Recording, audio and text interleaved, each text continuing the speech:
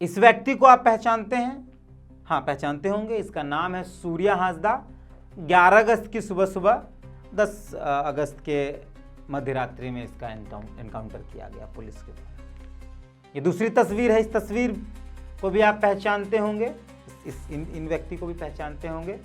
यह है झारखंड के दिशम गुरु शिबू सोरेन। इनका देहांत हुआ 4 अगस्त को, इनका निधन हुआ 4 अगस्त। और एक तस्वीर आपको दिखाते हैं। इस व्यक्ति को आप पहचानते हैं? लगभग लोग नहीं पहचानते होंगे। इसलिए नहीं पहचानते होंगे कि झारखंड को लेकर इनका कोई संघर्ष नहीं है। यहाँ के आदिवासियों के लिए, मूलवासियों के लिए कोई संघर्ष नहीं। इनका एक ही संघर्ष है कि हर 2-4 दिन में किसी एक मुद्दे पर 4:30 बजे प्रेस कॉन्फ्रेंस करें। जी हाँ, ये हैं झारखंड मुक्ति मोर्चा के प्रवक्ता सुप्रियो भट्टाचार्य। एक सवाल इनसे है, उसके बाद इस वीडियो को शुरू करेंगे। सवाल यह कि झारखंड मुक्ति मोर्चा के प्रवक्ता सुप्रियो भट्टाचार्य जी, अलग राज्य आंदोलन के समय झारखंड के किस थाने में आपका एफआईआर हुआ था, ये बात बताओ। इतना ही सवाल, बाकी वीडियो को शुरू करते हैं। सुप्रियो भट्टाचार्य ने कल जेएमएम के केंद्रीय कार्यालय में, जो कैंप कार्यालय है, वहां एक प्रेस कॉन्फ्रेंस किया। और प्रेस कॉन्फ्रेंस के दौरान एक सवाल पूछा गया पत्रकारों द्वारा सूर्या हांसदा मामले में। तो उन्होंने बहुत मुस्कुराते हुए ये कहा कि इनकाउंटर अगर देखना है तो योगी राज का जाकर देखें। उसके पहले उन्होंने एक बात कही कि सूर्या हांसदा कोई पथ प्रदर्शक नहीं था। बीजेपी दूसरा सूर्या हांसदा का इनकाउंटर को संदेहास्पद बता रही है और सीबीआई जांच की मांग कर रही है। पार्टी उस पर तो जांच चल रही है और कोई सूर्या हांसदा कोई महान पथ प्रदर्शक नहीं थे। आप उनका इतिहास भी देख लीजिए। ऐसे ही लोगों के पक्ष में भाजपा खड़ा रहती है। और एनकाउंटर को देखना है तो थोड़ा योगी राज को भी देख ले कि एनकाउंटर किसको कहा जाता है। तो इसलिए पुलिस का यदि कोई कार्रवाई होता है तो उसका जवाब पुलिस देगा, कोर्ट देगा, कोई राजनीतिक दल नहीं देगा। एकदम हम ये मानते हैं कि सूर्या हांसदा कोई पथ प्रदर्शक नहीं थे, लेकिन सूर्या हांसदा लगभग 350 आदिवासी बच्चों के लिए पथ बना रहे थे, जो आगे जाकर प्रदर्शक होते। लेकिन झारखंड पुलिस के इनकाउंटर वाले बुलडोजर ने उन बच्चों के पथ को तोड़ दिया। हम भी इस बात को मानते हैं कि इनकाउंटर, जिस तरीके से एसपी साहब ने ब्रीफिंग की और जो पहले दिख रहा है, प्रथम दृष्टया दिखता है, वो फर्जी है और इसलिए इसको स्वतंत्र एजेंसी से जांच करानी चाहिए। ये हम भी मानते हैं। सुप्रियो भट्टाचार्य शायद झारखंड के इतिहास को नहीं जानते, वो गुरुजी के इतिहास को नहीं जानते, दिशोम गुरु शिबू सोरेन के इतिहास को नहीं जानते। इसलिए तो सूर्या हांसदा पर उन्होंने कहा कि कई आपराधिक मामले, उनका इतिहास क्या है वो देख लिया जाए। भाजपा ऐसे लोगों के साथ खड़ी रहती है। सुप्रियो भट्टाचार्य को यह पता नहीं है कि झारखंड अलग राज्य किन संघर्षों के साथ हुआ था। हम 3 उदाहरण रखेंगे दिशोम गुरु शिबू सोरेन का, उनके ऊपर क्या क्या आरोप थे, उनको अलग राज्य आंदोलन के दौरान किस तरीके से प्रताड़ित किया जाता था और कितने सारे फर्जी मुकदमे किए गए थे। और ऐसे ही सुप्रियो भट्टाचार्य जैसे लोग गुरुजी को भी नक्सली कहा करते थे। इवन गुरुजी को तो देखते ही गोली मार देने का आदेश कर दिया गया, गुरुजी पर रासुका लगा दी गई थी। ऐसे ही सुप्रियो भट्टाचार्य जैसे लोगों की वजह से, और ऐसे ही लोग बैठकर यहाँ ज्ञान देने बैठे। हम आगे बताते हैं। 23 जनवरी 1975 चिरुदी हत्याकांड, सबको पता है, गारलो की मौत हुई। 1986 में जामताड़ा कोर्ट ने गुरुजी को सरेंडर करने को कहा। गुरुजी को जामताड़ा कोर्ट ने सरेंडर करने को कहा, तो क्या मान लेते कि गुरुजी दोषी थे, गुरुजी हत्यारे थे? आज भी चिरुडी हत्याकांड का जब भी जिक्र अखबारों में, मीडिया में, डिजिटल प्लेटफॉर्म पर होता है तो उसे संघर्ष बताया जाता है, नरसंहार नहीं बताया जाता है। क्यों? क्योंकि हक की लड़ाई, सूर्या उसी हक की लड़ाई को लड़ा। सूर्या पर एक भी आरोप बलात्कार के नहीं थे, सूर्या पर एक भी आरोप नरसंहार के नहीं थे, अपहरण के नहीं थे, बच्चों का किडनैपिंग के नहीं थे। सूर्या पर आरोप कंपनी से लड़ने का था। ठीक है, तो सुप्रियो भट्टाचार्य को इतिहास नहीं पता है झारखंड का गुरुजी का, वही बताने हम आए। आपको जानकारी है कि उस वक्त जब 1986 में 1986 में गुरुजी ने सरेंडर नहीं किया, जब जामताड़ा कोर्ट ने उनको सरेंडर करने को कहा तो उन्होंने सरेंडर नहीं किया। 2004 में वो कोयला मंत्री बनते हैं मनमोहन सिंह की सरकार में, और 29 साल बाद 2004 में गुरुजी को कोर्ट द्वारा भगोड़ा घोषित कर दिया जाता है, जबकि वो मंत्री थे। एक गैर जमानती वारंट होता है 17 जुलाई को, और 18 जुलाई को गुरुजी मनमोहन सिंह से मिलते हैं जो उस वक्त के प्रधानमंत्री हुआ करते थे, और मनमोहन सिंह गुरुजी को कहते हैं कि आप इस्तीफा दे दीजिए। और 20 जुलाई की मुलाकात, और 20 जुलाई को गुरुजी को कोर्ट द्वारा भगोड़ा घोषित कर दिया जाता है। सुप्रियो भट्टाचार्य जी क्या कहेंगे इस पर? कोर्ट ने गुरुजी को भगोड़ा घोषित कर दिया था, क्या कहेंगे? आगे बढ़ते हैं। ये एक केस है। सदन पे बहुत हंगामा होता है जब गुरुजी को मंत्री रहते, आप सोचिए कि मंत्री रहते उनको भगोड़ा घोषित कर दिया जाता है। वो जिस दिन उनको भगोड़ा घोषित किया जाता है उसके 2 दिन पहले 18 जुलाई को गुरुजी मुलाकात करते हैं प्रधानमंत्री से। सुप्रियो भट्टाचार्य जैसे मानसिकता के लोगों ने गुरुजी को भगोड़ा घोषित किया, जिनके दिमाग में जहर था गुरुजी को लेकर, जैसे आज सुप्रियो भट्टाचार्य के दिमाग में जहर। फिर आगे बढ़ते हैं।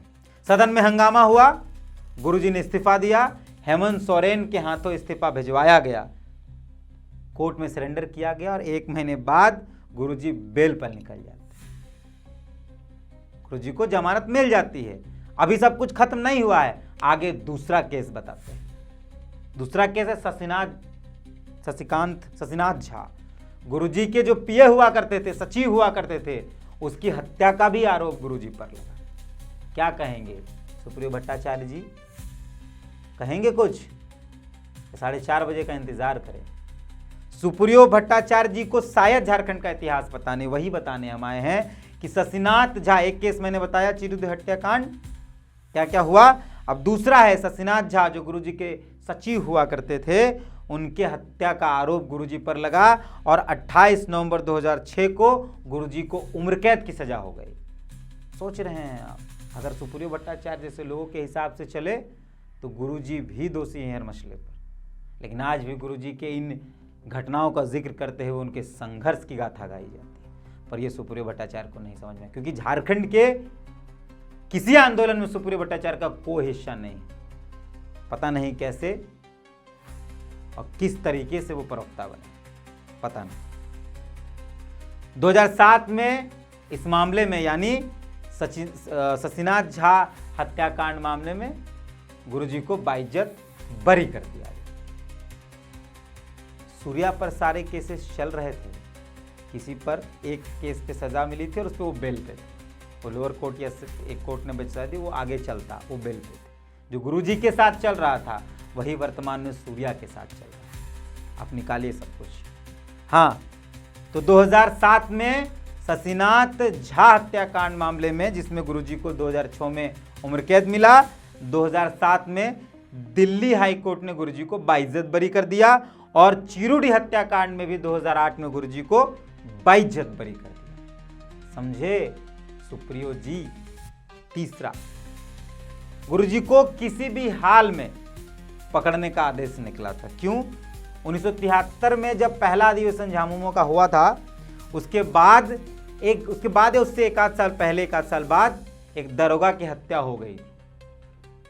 उसमें भी गुरुजी को शूट एंड साइट का ऑर्डर दे देखते गोली मार देने का आदेश दिया था। प्रधानमंत्री थी उस समय इंदिरा गांधी। किसी भी हाल में गुरुजी को पकड़ने का यह ऑर्डर निकला। गुरुजी पर रासुका लग गया। रासुका समझते हैं? एनएसए मतलब नेशनल सिक्योरिटी एक्ट, यानी राष्ट्रीय सुरक्षा अधिनियम, जिसके तहत 1 साल तक बिना किसी को उसको बताए जिस व्यक्ति को कैद किया जाएगा तो कैद में रखा जा सकता है। ये गुरुजी पर लगा था रासुका। समझते हैं? सुप्रियो भट्टाचार्य नहीं समझेंगे आप, क्योंकि आपके जीवन में संघर्ष 0.5% है, और वो भी 0.5% जो है ना, वो प्रेस कॉन्फ्रेंस करने के लिए 4.5। ठीक है। केवी सक्सेना डिप्टी कमिश्नर बन के आए थे धनबाद के।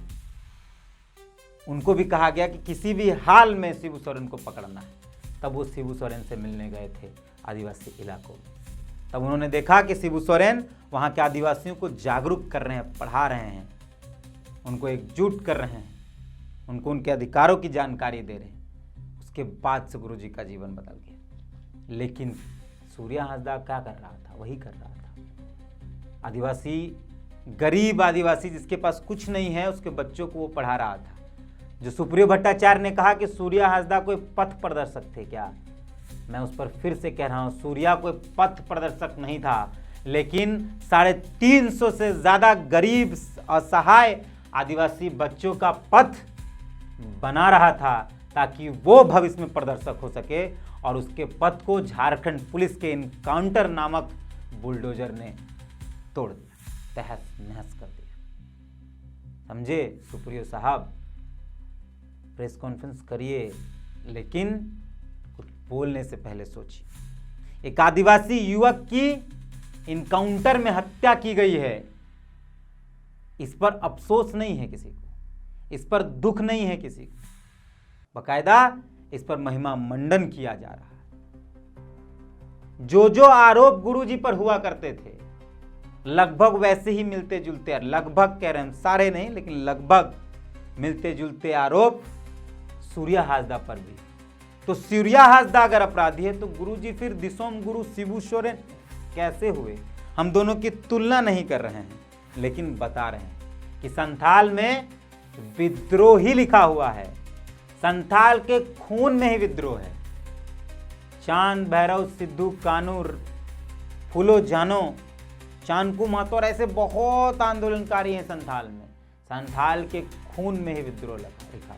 तभी तो गुरुजी समानांतर सरकार चलाते थे। गुरुजी को कहा जाता था कि वो समानांतर सरकार चलाते हैं। आज कोई समानांतर सरकार चलाए तो क्या होगा? इनकाउंटर हो जाएगा, जो झारखंड सरकार की पुलिस करती है। हम यही बोलने के लिए इस वीडियो को बनाए थे। ये जवाब था मेरा सूर्या हांसदा के बारे में जो सुप्रियो भट्टाचार्य ने कहा। ये मेरा एक अपना विश्लेषण है जो मैंने आपके बीच रहा। 3 कांड का जिक्र किया जिसमें दिसोम गुरु शिबू सोरेन पर क्या क्या आरोप लगे थे और सूर्या हांसदा पर कैसे आरोप लग रहे हैं, दोनों को मैंने बताया। हम एकदम गुरुजी की और सूर्या हांसदा की तुलना नहीं कर रहे हैं, लेकिन दूसरी तीसरी पीढ़ी तो वही कर रही है जो दिसोम गुरु शिबू सोरेन कर रहे हैं।